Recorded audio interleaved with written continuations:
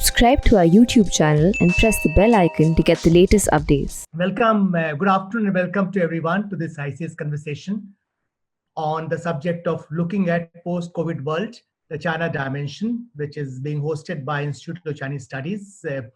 We have today ThePrint as a media partner for the event. Welcome aboard. Our guest today is Ambassador Shivshankar Menon, former National Security Advisor and Foreign Secretary of India. He is the chairman of the advisory board of the Institute of Chinese Studies. He teaches at Ashoka University and is active in many other organizations. As you know, Ambassador Menon is one of the most distinguished diplomats to serve India in recent years. He's an eminent China scholar and practitioner. He is widely respected thinker on foreign policy and security issues. I've had the privilege of working with him in many capacities in the past. Welcome, sir. In today's conversation, Ambassador Menon, we'll cover three broad areas: impact of COVID-19 pandemic on China, its implications for India-China relations, and some of the broader consequences, including for Asia's geopolitics of this pandemic, which is still unfolding.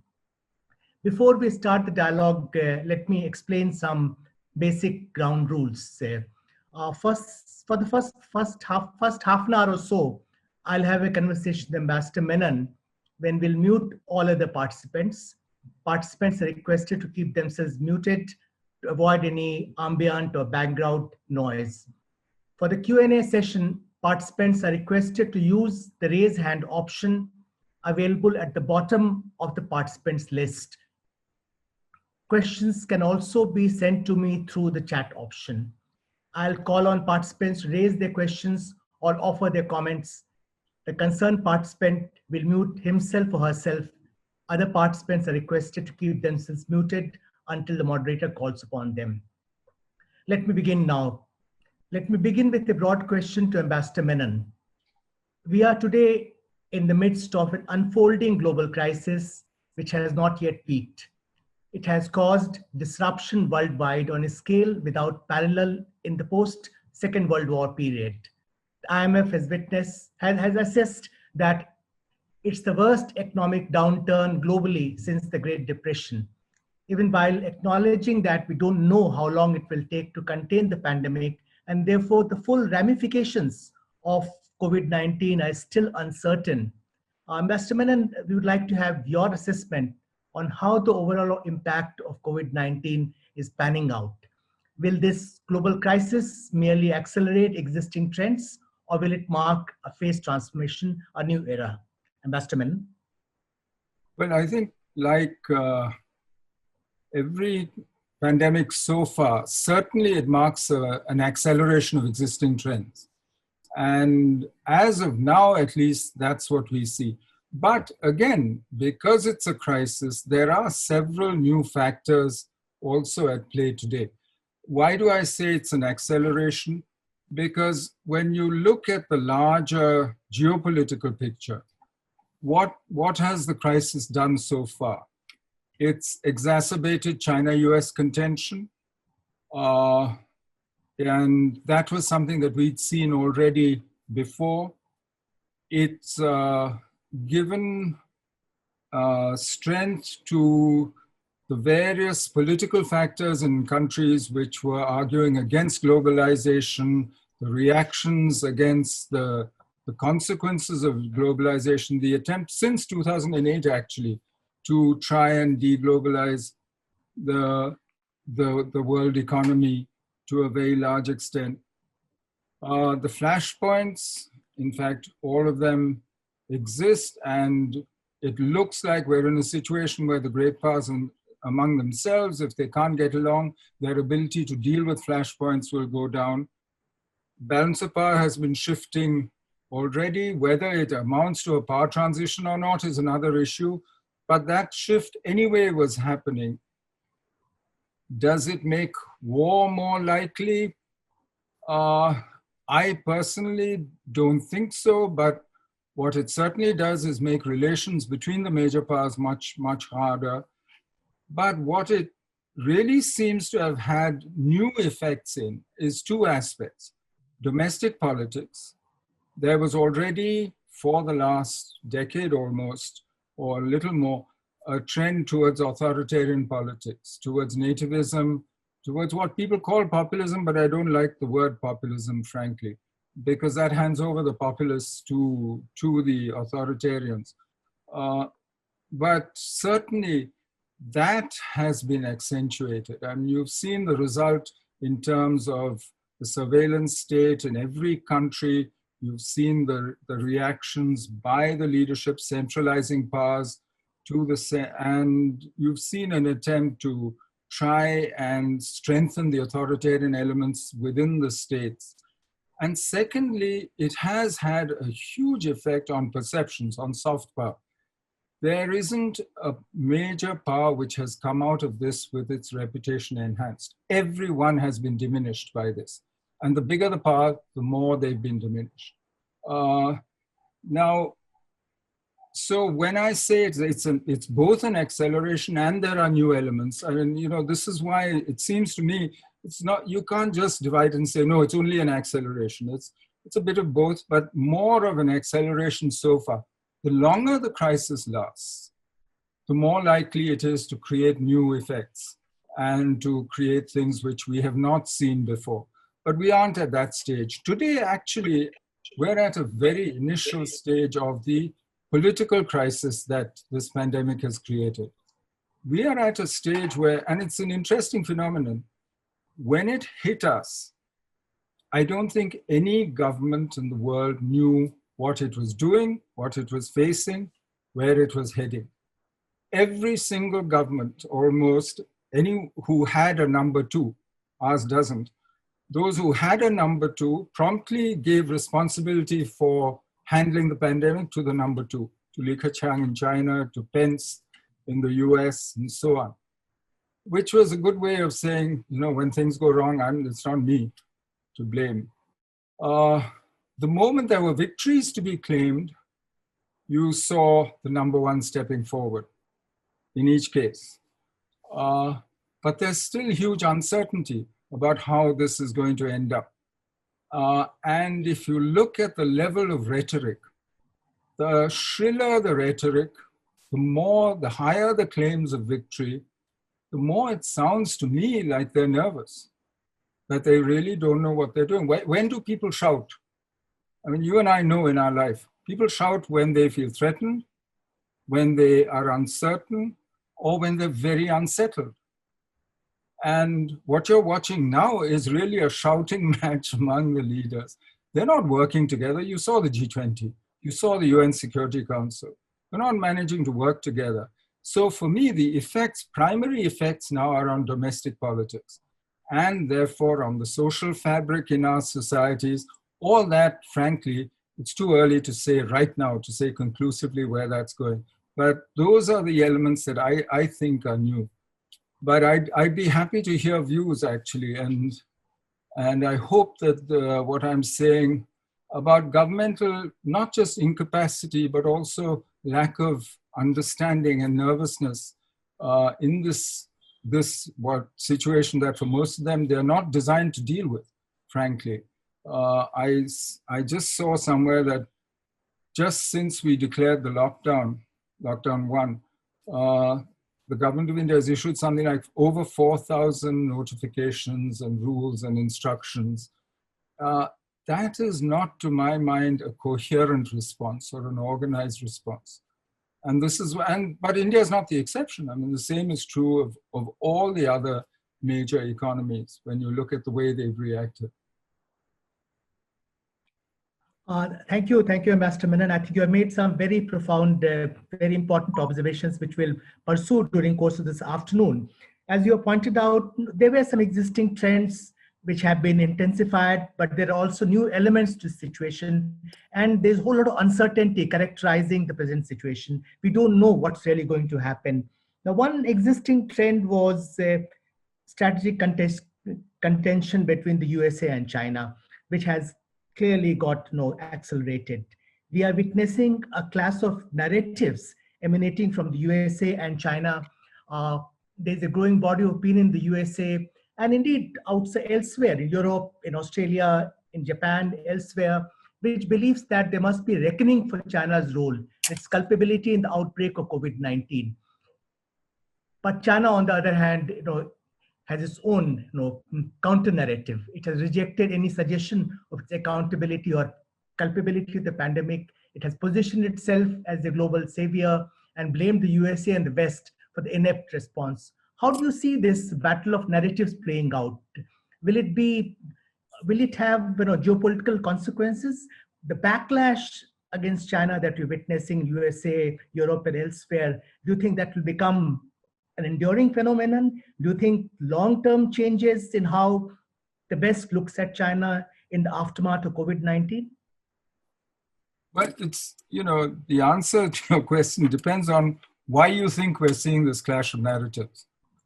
For me, the narratives, these contending narratives, are part of each individual government leader's attempt to survive as a leader or to maintain their authority. So I don't see this going away very quickly. Mr. Trump faces an election in November, and I don't see how he can now suddenly switch the narrative very easily. In other cases, I think it's a question of maintaining authority. If you think of it, actually, there has been, quite remarkable elite unity in China ever since Tiananmen, since 1989. And it's hard to believe from all the small signs we see, including calls by the leadership, by the Central Committee actually, saying, please don't lie, don't just say things, don't report things that you think make the leadership happy, but make the people unhappy. When you see statements like that in the People's Daily, then you have to think that there is some debate going on there. So if these contending narratives are a result of domestic political compulsions, then I don't think these are going away very quickly. But they are also not a reflection of an objective reality. They're a reflection of how people see their political interests today. So I think if that's and that's my assumption here, I mean, you can defer with this. You might think these are real arguments. Then the question of what kind of reckoning for China, then that becomes a political football and is seen as such. The Chinese certainly see it as such. In the US itself, there are people saying, oh, this is just an attempt to divert attention from our own failings. So that's just a domestic political argument, in which case, frankly, what there should be, which is an objective international appraisal of what happened, how we got here, and how we can prevent this from ever happening in the future, that is never going to happen. Not in today's situation where relations between the major powers are so fraught. So if that's not going to happen, then frankly, when we talk of a reckoning, what kind of reckoning are we talking about? Are we talking about victor's justice? Are we talking about some form of allotting blame and therefore passing on responsibility? This is going to be just another political bunfight. But as I said, there is a huge diminution in reputation for all the states involved. And the bigger the state, the bigger the loss in reputation. So when you say, is there a backlash to China? It's not only a backlash to China, it's also a backlash to the US. People saying, where's the US? Why isn't the US doing what she should be doing? It's a backlash to all the powers. Look at the EU. Has it come out very well out of this? It's very hard to find a single major entity, political entity, which can say, we did well here and we knew what we were doing. So given that situation, to say, is this enduring? It's not just a backlash against China. I think this, frankly, this lack of trust in government, this on the part of those who criticize it, the centralization of power, the other effects that we were talking about earlier, I think those are enduring. I don't think that's going to be rolled back very quickly, because the domestic political compulsions which are driving it, I don't see those changing very quickly. And the longer the crisis goes on, the more stronger those compulsions will be. I don't know if that answers what you were saying. I think you have very rightly pointed out that out of management or mismanagement of COVID-19 pandemic, reputation of all concerned has been diminished. And one aspect of the ineffective response has been how inadequate multilateral institutions have been in crafting response to the pandemic. You were involved in fashioning response to global economic crisis 2008-9 when G20 played a very important role. Compared to that, if you look at what has happened in case of COVID-19, most of the responses are being developed within national confines. Multilateral and plurilateral organizations like the UN, G20, the EU, or even WHO have been less than effective. Even though there is recognition that this is a trans-border crisis to which response has to be global. It cannot be confined to national boundaries. Why this contradiction? That on one side, it's recognized as a major global crisis. On the other hand, multilateral, plurilateral organizations have been unable to rise to the occasion. Do you see this trend getting reversed in months to come? One reason is clear. It's because their domestic compulsions are so overwhelming that the multilateral stage merely becomes a place to posture and to play domestic politics. Unlike in 2008, end of 2008, beginning of 2009, when, and certainly for most of the powers, the leadership was secure. They knew they were either going to be there or that they were not going to be there and therefore could do the right thing without any fear of political effects on their political future. You think the election was over in the US, Obama was coming in, Chinese leadership, Hu Jintao was just going into his second term. And you look around, most governments then realize that if they didn't deal with the external problem, and we were lucky, we had a G20 which was being led by Gordon Brown, who understood the issues, who was an economist. Today you have an issue which frankly, the leaders don't understand. This is not, and there isn't the kind of scientific or expert advice that you have experience of in the economic field. You've had experience in the economic field since the beginning of the last century. If you think of Keynes, ever since then, that whole discipline has been built on how do you develop public policy to deal with economic crises. And unlike that, when you're talking about pandemics, you're talking about different disciplines, none of whom have actually integrated or been part of public policy for any extended period of time. So it's very difficult today to get the kind of effectiveness you did in April 2009 from the G20. But even that died out very quickly. Once domestic politics took over after that, the G20 has never matched that level of efficiency after that. And that is a problem which now, there is the other fundamental cause, of course, for multilateral ineffectiveness is that these are organizations of states. And they can only be as efficient as the collective will of the member states who constitute those organizations. And the more contentious the relations between those states are, the less effective these organizations will be. And that's exactly what we're seeing today. When we said very contentious China-US relations, but it's also contentious relations between all the major powers today. Wherever you look, you see security dilemmas, whether it's Japan, China, whether it's it's across the board. So you're not going to get the kind of multilateral effectiveness that you got for a very brief while after the 2008 global financial crisis. That's a terrible thing. It's true, because you now face a whole series of threats which can only be dealt with by collective international action, whether it's climate change, whether it's pandemics, whether it's issues in cyberspace. I mean, these are not issues, whether they're maritime security issues, these are not issues that any one country can deal with on its own. But I'm afraid that the political tide is running the other way. When you look at what's being said, Xi Jinping is speaking of self-reliance. You've seen it in India. You've seen calls for self-reliance down to the village level. You see the same thing. You see in the US, there's a huge body of opinion which thinks that, that international trade actually works against the US interest. So for me, this is a moment where to expect anything of the multilateral system or to see the multilateral system as the answer to our problems, I think that would, be naive today.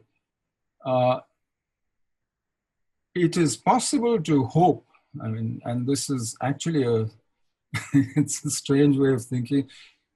If the crisis lasts long enough, maybe we will be shaken out of our little mindset, our shrunken little mindset, into actually trying to redesign the international system and the international multilateral system into at least dealing with the main issues that face us, rather than scattering our effort across the entire multilateral system.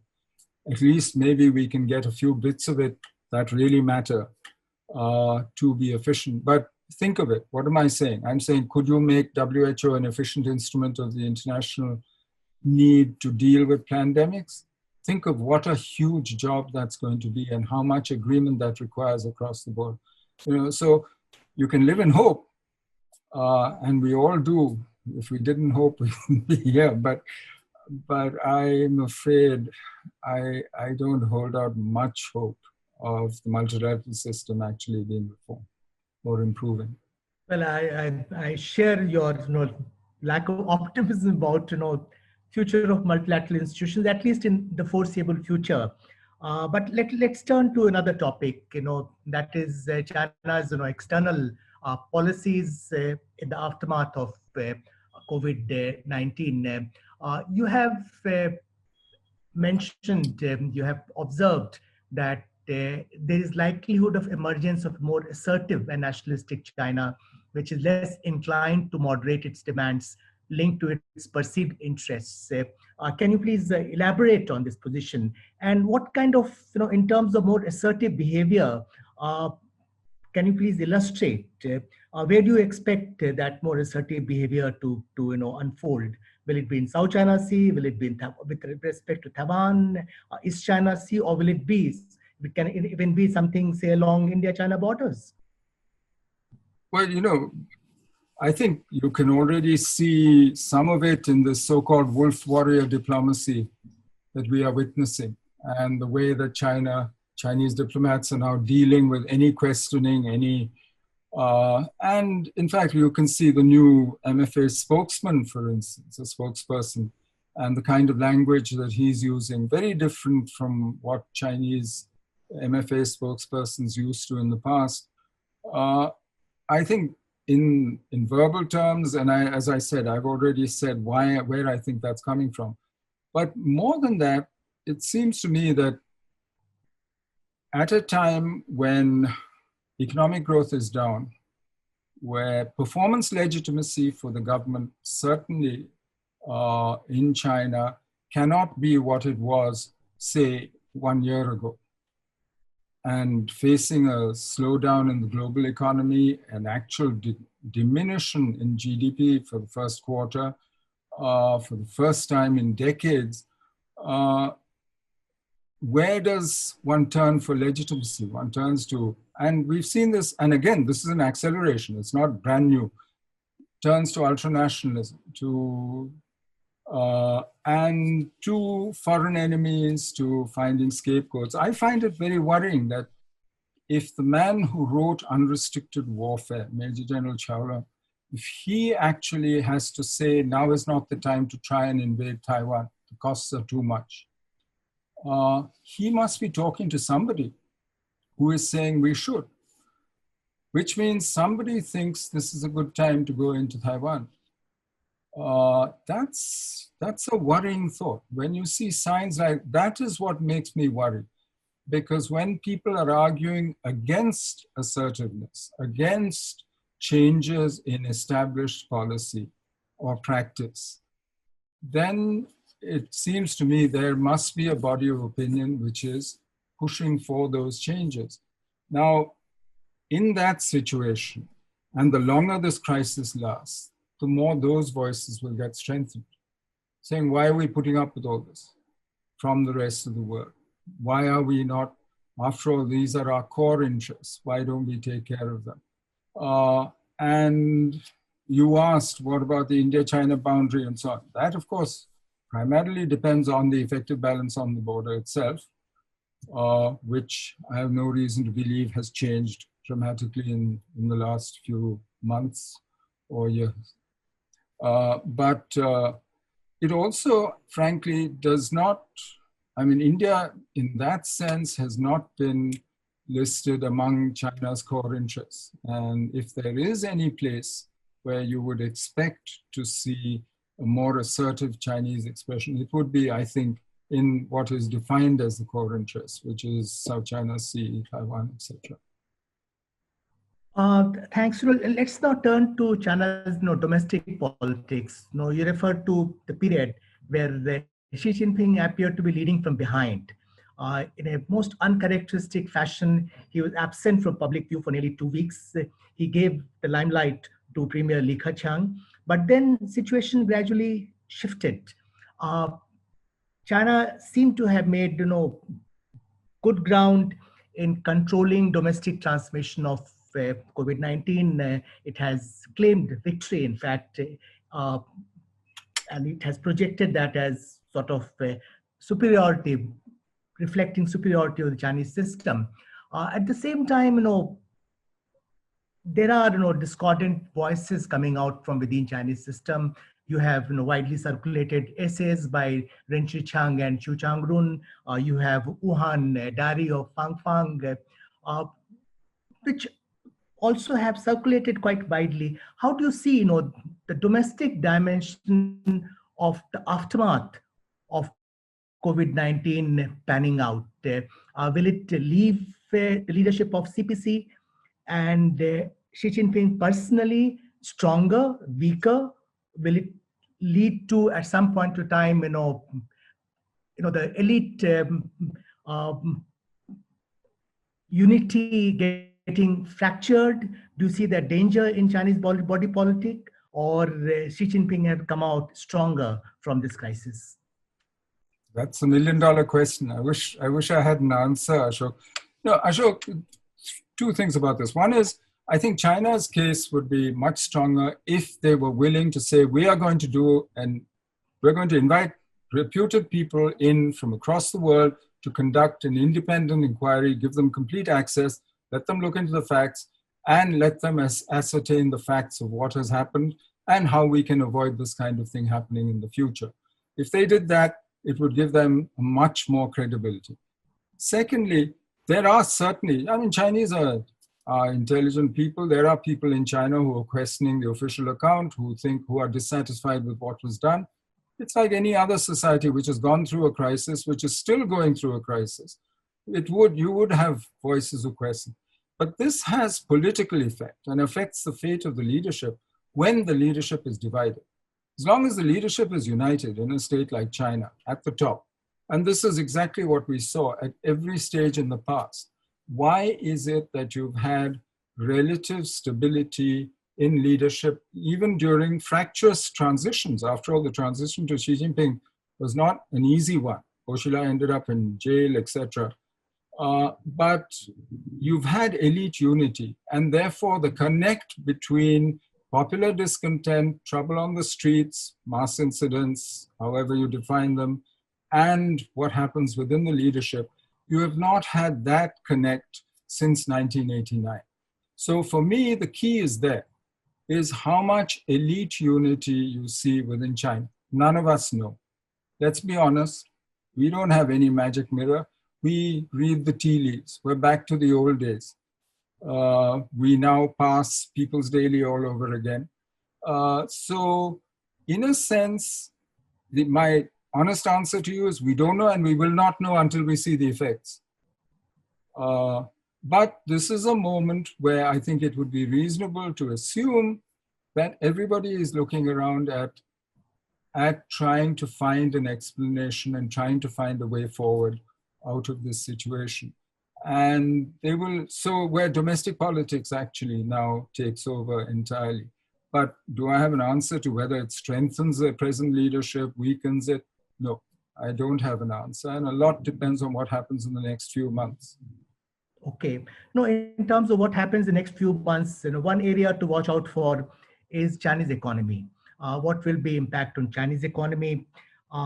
China has become the first major economy to come out of lockdown successfully. They have managed to resume economic activities on a fairly large scale, though as the latest issue of Economist brings out its cover story, it's still 90% economy. So it's widely believed that it will not be a V-shaped recovery as was the case post-SARS in 2003.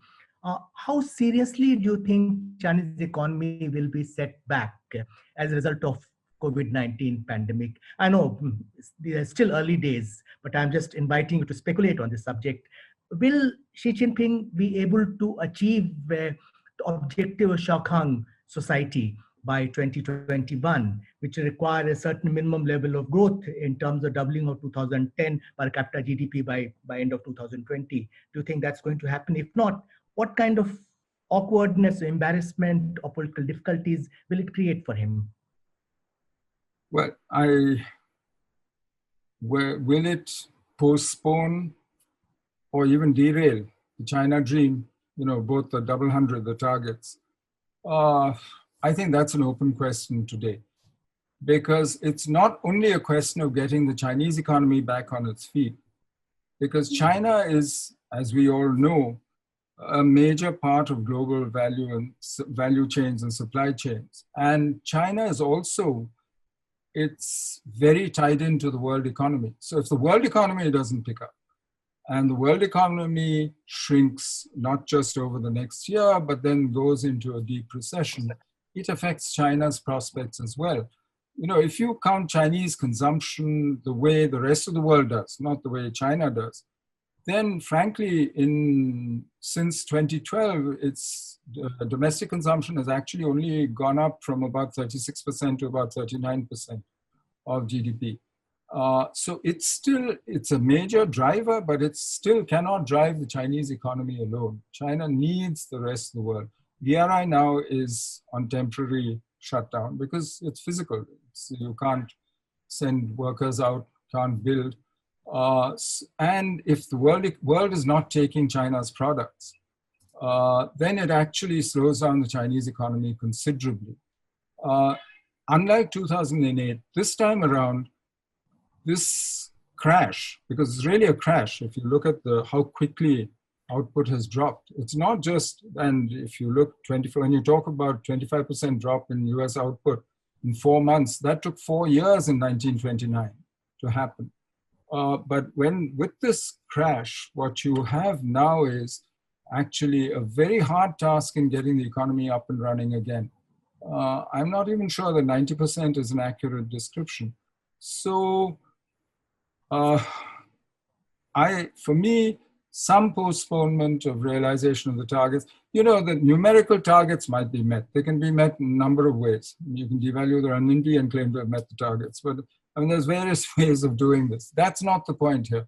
But the point is, can you offer a better standard of living to your people steadily the way they've got used to it in the past? And this is where the performance legitimacy of the government comes into question. So for me, it's the politics of it. The economics are going to be complicated for a while, but unlike 2008, as I was saying, this time all the governments today are carrying a huge debt load, much more than they were in 2008. Secondly, many of the instruments that they used in 2008 are no longer available to them. And some of them have been proven, whether it's lowering interest rates, has been even negative interest rates didn't have very much effect in many of these economies. So there's a very different situation today within which they have to try and revive their economy. My own sense is that at some stage, everybody has to realize that we can't do this alone. We might talk of self-reliance. Xi Jinping has been talking about it. We've been talking about it. But at some stage, they're going to realize that they need to actually do something about this together. And that's the stage where I think then you can start thinking of a beginning of a recovery. But we are nowhere near that. Politically today, nobody is in a position to actually do anything sensible. That's true. I mean, that's a big challenge, not only for China, but for all other countries, including India. It's not Everyone. unique to Yes. China. Yes. Let me now turn to India-China relations. What kind of impact do you see of COVID-19 pandemic on our relations with China? Does it complicate life for those who are managing this relationship? Or does it create a new set of circumstances, or it will be more of the same? But it won't be more of the same. But if you're happy with a you go your way, I go mine kind of relationship, where you stay out of each other's way, which is basically what Wuhan, Mahabalipuram have left you with, then you will see more of that. But is that enough for you at a time when both of you have to get your economies up and running? When the other has things that you need, we have a market, and China is looking for markets. China has resources and abilities in building infrastructure and so on, which we need, manufacturing, which we need if we want to get our economy going. So if you want to start doing that kind of thing, you have an opportunity here. And in that sense, crisis could help you to push the relationship forward. The more contentious relations that China has with the rest of the world, in a sense, again, reduces the salience of India-China relations and the incentive for difficult behavior by China in our relationship. So, and some of that we've seen already over the last year and a half, not just with us, with Japan as well. You saw Prime Minister Abe and Xi Jinping meeting. So for me, in a sense, some of the steam has been let out of the pressure cooker through the valve. But how we use this time, I don't know. It's that, as I said, let's see whether we choose to use it wisely, whether we use it to reshape the economic relationship between us, which is unsatisfactory from our point of view, clearly, and whether the Chinese are willing to do that. Whether both systems have the bandwidth actually to address these issues. In your initial remarks, you had referred to intensification of certain trends, including Sino-US rivalry, and some new elements being brought into picture. How will those factors impact India-China relations? For instance, growing strategic rivalry between China and the USA, or this contention in narratives being projected by two sides, expectation on both sides that will take sides. How do you see that working in India-China relations? I'm not sure that they might say choose our side, but I'm not sure there's a serious expectation after watching India for 70 years on either the US or the Chinese part that we will actually choose their side. But they'll try their luck and they will push, and it's up to you to choose where to position yourself. My sense, and I'm a very strong advocate that India should have better relations with both China and the US than they have with each other. And that's sort of Bismarck 101. It's logical for me because neither of them can solve your problems. Neither of them has an identity of interest with you, but both of them are essential to your future. They both have things that you need. And therefore, it seems to me that that's what we should be aiming for. Now, as you mentioned, if China-US relations continue to deteriorate, then frankly, that's not a difficult position to achieve, what I'm saying for India. So But let's see how it evolves. I think we need to wait until the US elections before seeing which of these trends is actually permanent. There is a bipartisan consensus in the US on China, which is much harsher than it has been for a very long time. That there is no question. So I don't think there's any going back after November, no matter what happens in US politics. But nor will Chinese politics and the kind of Wolf-Warrior diplomacy we're seeing now, nor will that allow any going back, or domestic Chinese politics. So I think you're right. There will be, I think, the secular trend towards more contention. But let's not forget that they are also tied to each other like Siamese twins in a sense on the economic side. And that decoupling will be really painful from both of them. I don't know. I wouldn't, right now, I wouldn't say that, I think the elements of contention in their relationship will certainly be much stronger than the elements of cooperation, but there will come a time when they will follow their common economic interest, one. Secondly, they will also follow their common interest in preventing the emergence of any other rising powers who could challenge their positions. Thank you very much, Ambassador Menon, for responding to my questions, and your response is the most thoughtful and thought-provoking. Let me now, open this conversation for questions from the floor. I'll suggest to participants that they can raise their questions either by using the raise hand button on the screen or by posting in the chat box. I will begin by inviting Jyoti Malhotra, National Strategic Affairs Editor of our media partner, ThePrint, to pose her questions to Ambassador Menon. I may mention that the video recording of this afternoon's dialogue will be posted on the media platforms of ThePrint as also the ICS. Now over to you, Jyoti. Thank you so much, Ashok. Thank you we are at ThePrint. We are very happy to partner with the Institute of Chinese Studies occasionally on these webinars that you're doing. And I think the combined gray matter on China in this ICS chat room almost makes me envious. It's fantastic to be here. My first question to you, Mr. Menon, is about the contending narratives that you talked about earlier. You talked about Tiananmen in 1989. And I'm wondering if I can ask you perhaps to compare that with what's happening today. There was, we saw in the last few weeks, for example, the doctor in Wuhan, the whistleblower, who then died subsequently, Dr. Li Wenliang, I think his name was.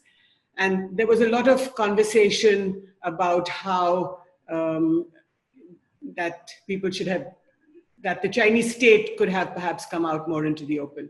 So how would you compare what happened in 1989 at Tiananmen, which was then suppressed, and today?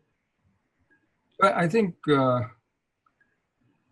there's three parts to that. One is Tiananmen certainly was a reflection of popular discontent and of popular demands for change, but they got strength and had effect and had to be suppressed because they also got a reflection within the leadership, because there were elements within the leadership, and the leadership was divided about how to deal with these demands for change, how to deal with the students in the square, and that's what made it politically explosive. Today, you don't see that situation yet. Secondly, the rest of the world reacted to Tiananmen without, everybody condemned it, said what a terrible thing. But I think the prospect of preserving their relationship with China, of supporting reformers in China, at that time, the West still hoped that a market economy in China would ultimately lead China to become much more like the West, a hope which they've abandoned now. I think that led to an immediate amelioration in practice. Within a year and a half, it was business as usual with China. Within 3 months of Tiananmen, the US NSA Scowcroft was in Beijing. So its domestic political effect is different. The international reaction is also different. Thirdly, this is a very different China from the China of 1989. In effect, the burst of growth that Deng Xiaoping's policies produced after 1992 have meant that the regime could then turn its back on Tiananmen and ignore it. And it's the great, the word that's never spoken or never mentioned. And frankly, it's not as though on Chinese campuses, young people all feel very strongly about Tiananmen. They don't even understand what it was about. I mean, China's moved on. Today, I'm not sure that a burst of economic prosperity is going to be able to wipe out the memory of this crisis or what it meant. So this is going to simmer. This is going to take time. This is not like Tiananmen, one short, sharp military action, and then try and get reform back on track, deliver prosperity, get to business as usual with the rest of the world, all of which was done within 2.5 years, within 3 years certainly. So this is a very different situation. I don't think history repeats itself. No, not in this case. I mean, you can, and in fact, I think the differences actually tell us more about where we are today than we were before. Right. I'm wondering if I can take forward Ambassador Shokanta's question on India-China relations. My plumber came today after 5 weeks under lockdown because of a leaking tap. And he said to me, ye dekhiye, China ne ye kya kar diya, virus sab jagah phaila diya. Now, if there is this feeling in people that China is to blame, then what does it do for the India-China relationship? As I said, it's a huge reputational loss for China. And as I said, the bigger the country, the bigger the loss, the bigger the reputation. And the Chinese had developed, after 40 years of reform and this phenomenal economic spurt, they developed this reputation for competence, which now has been turned against them because all the conspiracy theories now think they were competent enough to actually engineer this. So there is a problem here. For China in terms of her reputation. But I think the question to ask your plumber is, will you still buy Chinese products or not? And watch what he does over the next 6 months. If those are cheaper and he stands to make more of a profit using Chinese products, I think that's the ultimate test. Reputation is all very well, and it will be used as a stick to beat China. Certainly, there will be a lot of people and all those who argue for autarky, for self-reliance in every society, in India, in the US, in other places. They will all say, look at China, how can you trust them? Look what they did, and so on. But ultimately, I think you have to see what people actually do with their money. Why are we running such a big trade deficit with China? Because Indians are spending their money in China, buying things. So I think that's where I would look 6 months from now. Right, that's fascinating. And I'm wondering if you saw, Mr. Menon, the Xinhua video, where Xinhua put out a video a couple of days ago called Once Upon a Virus. It's called Once Upon a Virus? I'm wondering. I saw that. So it's so wonderful, a journalist, sort of us here in India, looking at the Chinese media. It's just fantastic these days. Of course, we can only read the English media, the English Chinese media.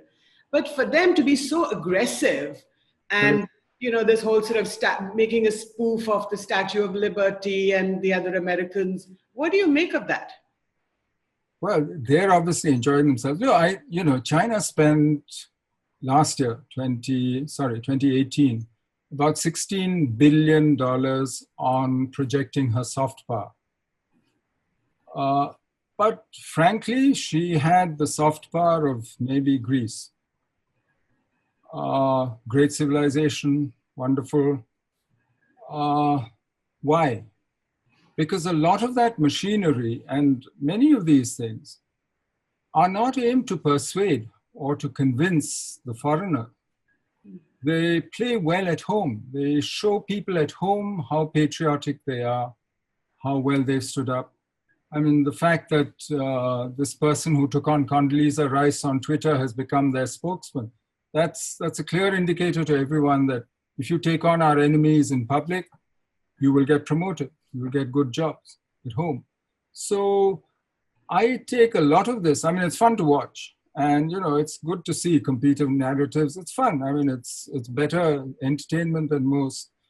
But I take its effectiveness and its long-term, and it's how far it really reflects what China will actually do, also with a pinch of salt. Now, the problem is, at some stage, quantity becomes quality, as the Marxists used to say. If you do enough of this propaganda to your own people all the time about how the world is terrible, the rest of the world hates us, they're out to contain us, to suppress our rise, etc., some stage you arouse a nationalism which then demands action, which then constrains your ability to negotiate, to bargain, to be reasonable with the rest of the world. Are we at that stage yet? Not yet. But could we come to it if this went on long enough? Yes. And that is a real risk. Right. Thank you so much. Back to you, Ambassador Kanta. Thank you, Jyoti. We have quite a few questions from chat room. I will request our participants to keep the questions, as concise as possible, so that we can give chance to more of our colleagues to raise their questions. I would like to begin with General Dipankar Banerjee. He has a couple of questions. General Banerjee, can you unmute yourself and ask your question? You have to unmute yourself. Wonderful presentation, and this overview of developments post COVID-19 is going to shape, I think, the global affairs in the near future. I have a slight difference, I think, in a sense that COVID-19 has been a major game changer, not just a progressive development and a difference from the past to the future, but a major game changer that's going to affect many of our major interactions globally in terms of geopolitics, strategy, and everything else. For example, the major changes that it will bring about is globalization. I think we have seen the end of globalization that we have known it. And what it will be in the future is up to anybody's guess. Second, I think there's going to be a major transformation in both the Chinese and US national power, where Chinese national power, as it appears, is likely to grow stronger. But in any case, unlike 1989, it's a $14 trillion plus economy, and the US is 17 trillion. And perhaps they're both coming closer together. In some respects, some people claim that Chinese economy and purchasing power parity may be even larger than the US.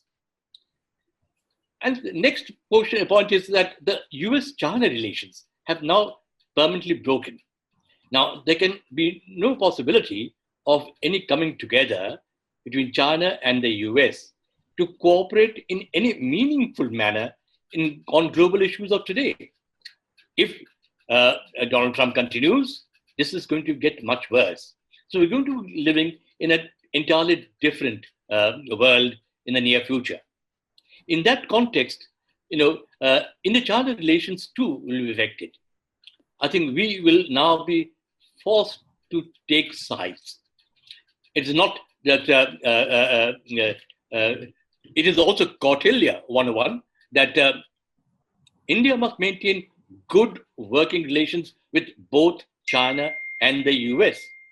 Unfortunately, our domestic public opinion does not seem to take us in that direction. Would I like you, could you probably just reflect on some of those issues? Thank you. Well, very quickly, since there's other people also. On globalization, I don't think it's new. The globalized world that we knew before 2008 was fragmenting anyway. It was breaking down into NAFTA by whatever name, into the EU, the European, and now RCEP, since TPP, since the US walked out of TPP, essentially into an Asia-Pacific free trading arrangement. And this will accelerate it, to my mind, rather than change the fundamentals, because that fundamental change and the reaction, the backlash to globalization already happened, I think, a long time ago, 12 years ago. China and US power, I don't see COVID changing the actual balance of hard power yet. Yes, 4 US carriers might be affected by the virus, and the Chinese might therefore steam their Liaoning their aircraft carrier out. But that's tactical and that's now. But in terms of the real balance of hard power, China is a regional military power. And in the longer term, when you look at the basic drivers, demography, et cetera, I'm not sure where this is going. So whether we are in a power transition or not, I would actually question that, whether we are in a transition from one hegemon to another. And that's another issue. On US-China relations, nothing is permanent in politics.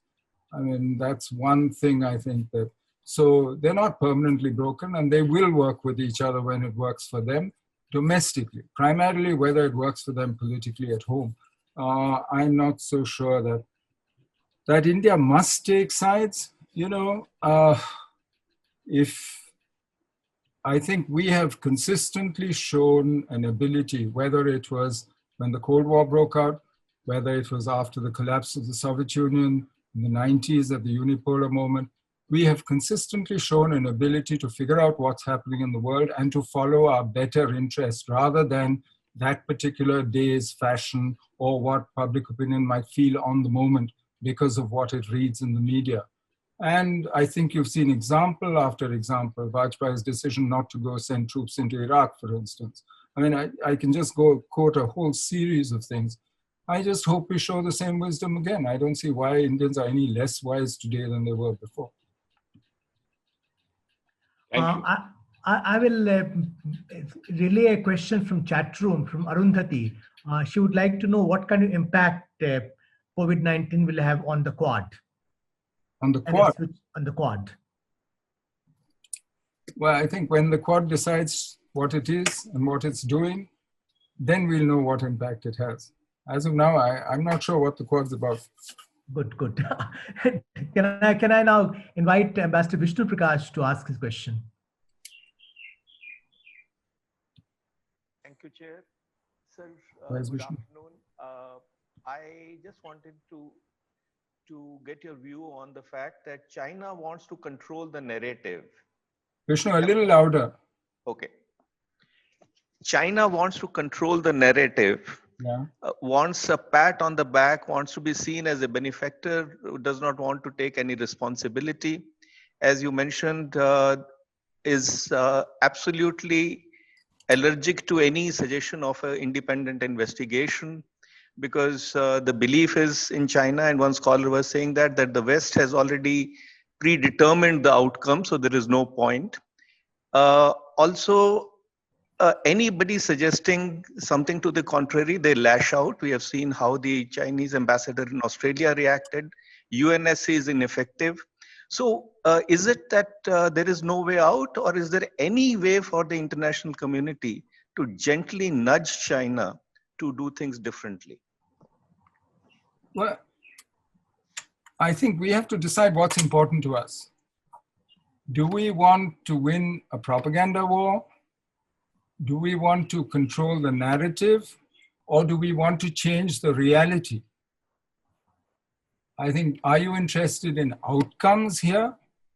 Because what you say is true of every government, that it wants to control the narrative, that it doesn't want to admit to anything, having done anything wrong, that et cetera, et cetera.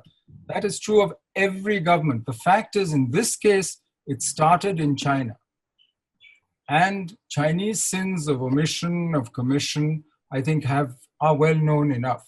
It doesn't need another inquiry to establish whether or not what happened.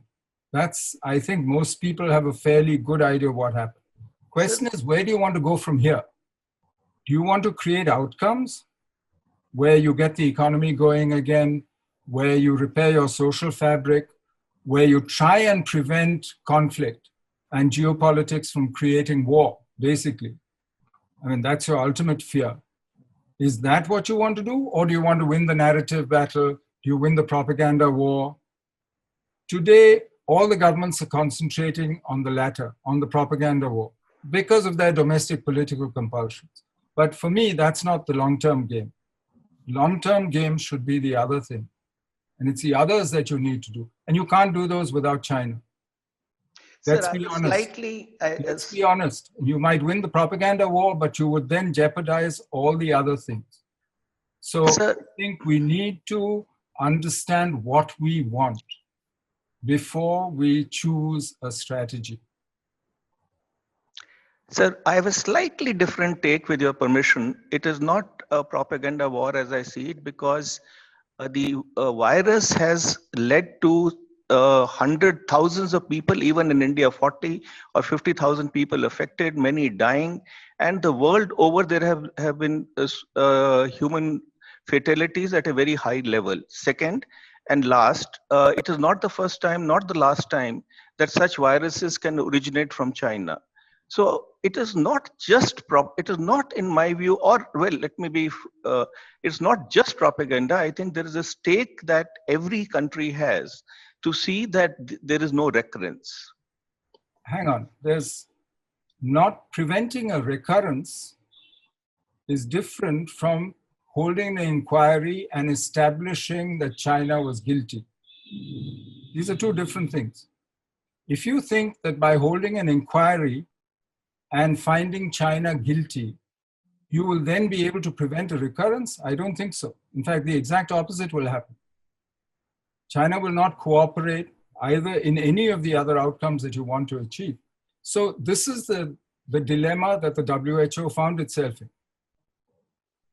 That they didn't know whether they should choose to continue working with the Chinese, even though many of them probably knew that things were being hidden, because they wanted to be effective in the future or not. I'm not saying this is a happy choice. I'm not saying this, but I'm just saying that today, in today's domestic politics, most governments will choose exactly what you're saying. Do an investigation, show how responsible they are, prove that they were guilty. Do it. They will choose this.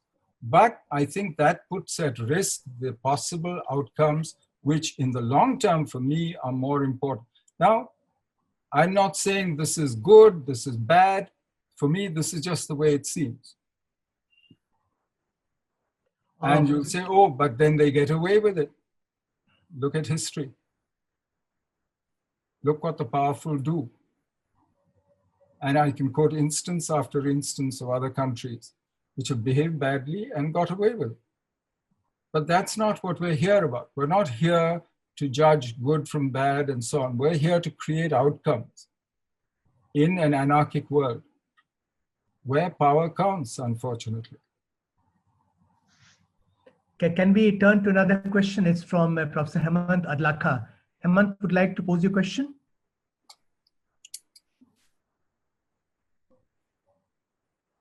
Okay, am I audible? Yeah, you're audible. Yeah. Thank you, Ambassador. In fact, I typed my question, but anyway, since I've had the opportunity, I'll ask the questions. I have two brief questions, both related to the virus, as you have already elaborated on that, but still I'll go ahead with the question that the Chinese have consistently maintained that, yes, the starting point of the virus was Wuhan. But they have, I mean, in Chinese, they say it Yuantou and Qitian. That the source was not Wuhan, the starting point was Wuhan. That's what they maintain. And the second question related to this is that now they've been saying that only a scientific inquiry can lead us to determine the source of this virus, not a political inquiry.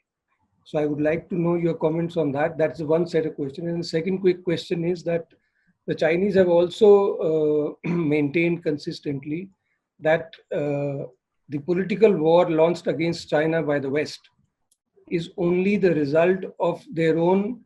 The Western countries have been caught sleeping in fighting against the virus. Only then they have turned against China. Your comments, please. Well, about, whether Wuhan was the starting point, the beginning, the this, the that, this is quibbling. And frankly, this sucks you into the Chinese narrative the moment you start this whole discussion. If the Chinese were serious about what they're saying about a scientific inquiry, then why don't they go ahead and call the best minds in the world? There are Nobel laureates, others around the world, call them, constitute a commission and set them to work. And it would make sense if they did this. That's what the US did after 9/11.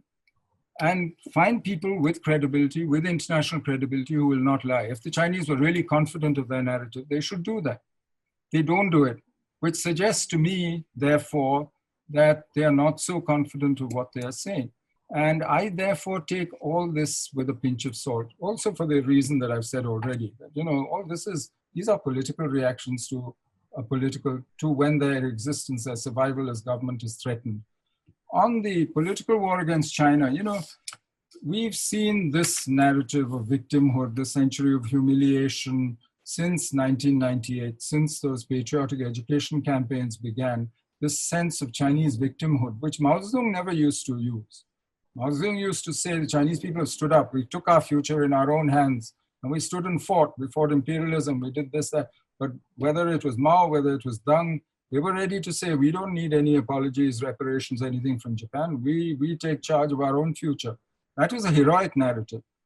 Ever since 92, since the patriotic education campaign started, you now have this narrative of victimhood. And it's actually going back to a Republican narrative, all the way back to the 20s. And this, I think, frankly, it might be useful for the regime in order to consolidate opinion at home and to ensure that, its own little version of behind the great firewall, that it can make, in a sense, inoculate Chinese against foreign influence. It might be a useful device, but it's not a very persuasive argument. And the simple answer to that is, if it's a political war, you think other people can't see through it. This is, and this is my fundamental point, that so far all we are seeing is politics around COVID. That's all we're seeing yet. So when we draw big conclusions about the shape of the world and where we're going and all, I think we shouldn't get too far ahead of ourselves. But what I see about the politics around COVID is not encouraging. Out of time now, so we'll club 2-3 questions before asking Ambassador Menon to respond. Ambassador Rajiv Bhatia.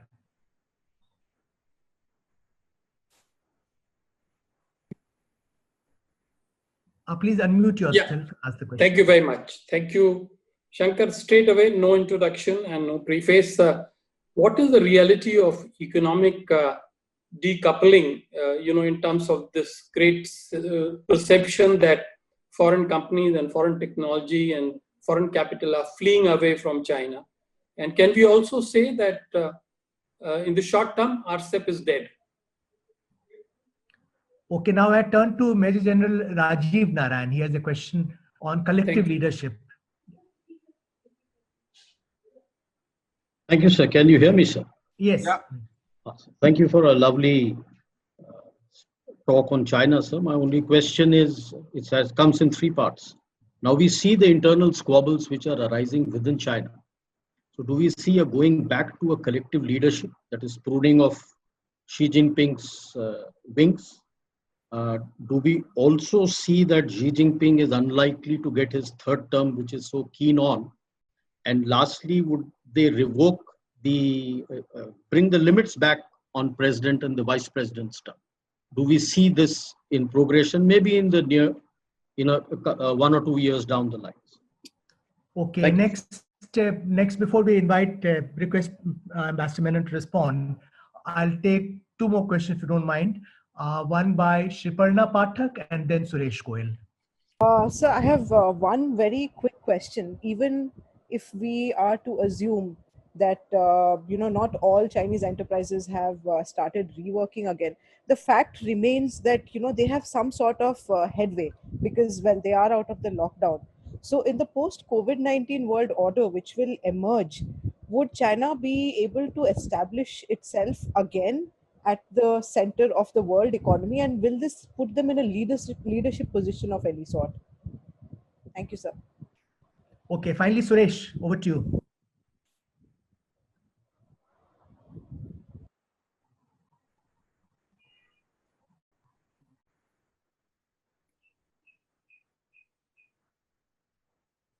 Okay, doesn't seem to be responding. Yes. Oh, yeah, please go ahead. Yeah. Thanks a lot. Ashok, thank you very much, and sir, thank you very much for a great exposition on the way we need to go.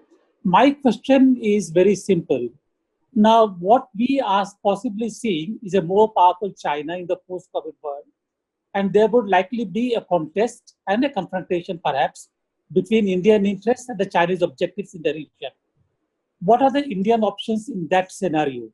Should we join with the USA and Australia then to limit the Chinese power? Back to you, sir. Phew. You have 5 questions. Huge questions. If Trump loses, will the US and China have a more workmanlike relationship? I would expect, even if Trump wins, for them to have a more workmanlike relationship after November, because it's in both their interests. And the domestic political drivers, which are leading to all this rhetoric and this blame game, those would have, at least on the US side, have come down considerably. If China is successful, as she says she is, by that time, then the drivers on the compulsions on the Chinese side also should have diminished. So, yes, I do think that but it's a bet, it's so, without giving probabilities, I would say that is something that seems reasonable. What is the reality of economic decoupling? Both China and the US have been onshoring for the last 4-5 years now. China at lower ends of the value chain, the US at higher ends of the value chain, trying to bring production back to the US. China has been more successful, partly because at Southeast Asia's expense, most of it. But whether what COVID has done, I'm not sure. Nomura had some figures, for instance, 56 firms moving out of China and so on. But those timeframes are really end of 2019, before COVID, and some of the COVID period. So I think it's too early to say how much is COVID, how much is already the onshoring that both the two big economies were doing. But that doesn't mean they're still not linked. After all, look at the trade volumes, look at their technology links, look at how tied to each other they are. About collective leadership and Xi Jinping's third term, too early to say.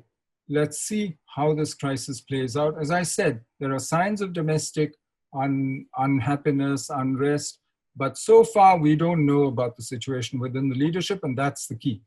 It depends on really elite unity and how that plays out. Will China be at the center of the world economy again? The world economy for the last 10, 12 years has been multipolar. The US is still a much larger proportion of the world economy, remains, than China. So neither of them can claim to be uniquely at the center of the world economy. What position China will occupy in a post-COVID economy, as I said, it doesn't look as though the world economy is going back to its earlier trajectories. In fact, it looks like it's going to be a very long, slow recovery. And even if there is a relatively quicker recovery, it will be a slow growth economy. We could be reverting to the historical pattern, which frankly, before this post-World War II boom, was for much lower growth rates throughout the world. Let's see where it's going. But I don't see the world economy, this basic trend towards a multipolar world economy changing. My sort of summary is that the world is multipolar economically, unipolar militarily, and politically fragmented. Increasingly, politics is local in every place, every region, every place. Politics is getting increasingly local. And given that situation, those are trends which predate COVID. And for me, COVID has only accelerated those trends. These are not new trends. About should we join the US, I think I said quite clearly that, now nobody shares our interest entirely. Certainly, they're very different from us, whether it's the US, whether it's China, any potential ally. So I don't see an alliance really working. The US will do with China what is in her interest. Where it coincides with us, she will do it anyway. You don't need to ally to get her to do it. What you need to do, therefore, as I said before, is to position yourself where you have better relations with both the US and China than they have with each other. I mean, that's my simple mantra, which I will go on repeating. That's it. Well, thank you very much. We still have some more questions in the chat room, but unfortunately we have run out of time. So we'll have to bring this conversation to a close now. Let me do so by thanking, Ambassador Shivshankar Menon for a fascinating presentation. He covered a whole lot of ground about impact of COVID-19 on China, on India-China relations, on the world. I will not try to sum up what he said. We had some brilliant questions and some brilliant responses. So thank you very much, Ambassador Menon, for joining us as our guest today for ICS Conversation. We'll put the recording of this conversation on our social media platforms. And likewise, the print will also put the recording on their platforms. So we'll have, I believe, some very useful material available for reference to understand a world which is very uncertain, which is changing, but we don't know what are the contours of the new world which is emerging. Thank you very much. Thank you all of you for joining us for this ICS conversation.